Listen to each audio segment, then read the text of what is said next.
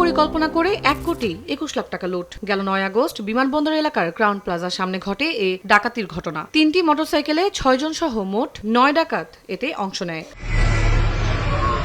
গোয়েন্দা তথ্যের ভিত্তিতে মূল পরিকল্পনাকারী হাকিম, তথ্যদাতা কাউসার এবং ডাকাতির ঘটনা বাস্তবায়নকারী জলিলকে গ্রেপ্তার করে র্যাব। হাকিমের কাছ থেকে উদ্ধার করা হয় বিদেশি পিস্তল, গুলি, হ্যান্ডকাফ ও ওয়্যারলেস সেট। পরে জলিলের দেয়া তথ্যের ভিত্তিতে উদ্ধার করা হয় লুট হওয়া 48 লাখ টাকা।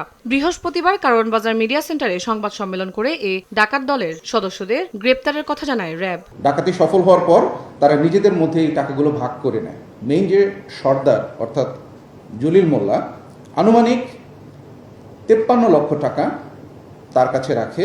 জলিলের দেওয়া তথ্যের ভিত্তিতে আশুলিয়ার 4 বাগ মধ্যপাড়া এলাকায় অভিযান পরিচালনা করা হয়।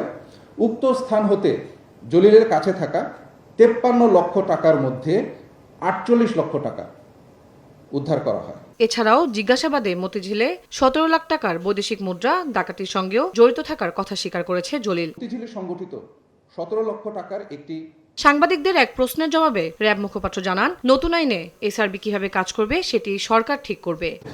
ভবিষ্যতে তাদের কার্যাবলী কিভাবে পরিচালনা করবে পুরোটি সরকারের উপরে নির্ভর করছে।